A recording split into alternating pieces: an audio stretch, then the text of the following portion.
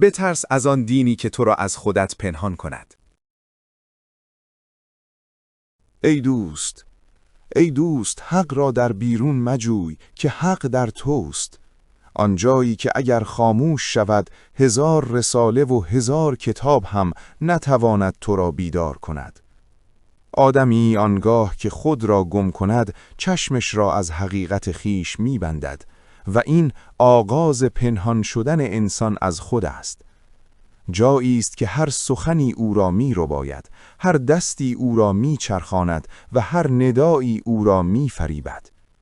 چنان پرده‌ای گردد که تو را از خود پنهان کند که اگر لغزشی کردی بگویی از من نبود، از بیرون بود که گمراهم کرد و فریبم داد. که اگر ناتوان شدی بگویی چه کنم؟ چنین نوشته بودند، چاره ای نبود.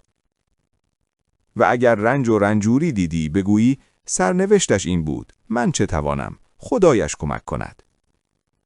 اینجاست که تو آرام آرام از خود و حقیقتت دور میشوی. خیش را از یاد میبری. نه خود را میبینی، نه توان و نه مسئولیتت را. و درست در همین لحظه است که دین به جای آنکه آینه‌ات شود بر تو بت می شود. به جای آنکه روشنی دهد بر تو سایه می افکند. و در این تاریکی است که تو بیش از پیش از خود پنهان می مانی. پس بترس از آن دینی که خطایت را به گردن دیگری اندازد و بار مسئولیت از دوشت بردارد، که انسان بی مسئولیت از حقیقت خیش دور افتد.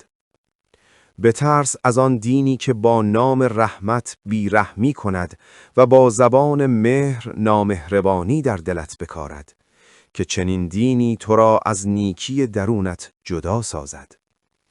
بترس از آن دینی که میان ایمان و توانگری جدایی افکند، توانگری را دنیا زدگی بخواند و ناتوانی را پاکی شمارد، که ایمان بی قدرت و بی توان نه ستمی را می شکند و نه هیچ دستی را می گیرد. بترس از آن دینی که رنج و ستم را بر تو نوشته ای از پیش بخواند و تو را به ناتوانی عادت دهد، که اگر اختیار از تو ستاند امید تغییر از تو بگیرد و تو را اسیر ماندگی کند.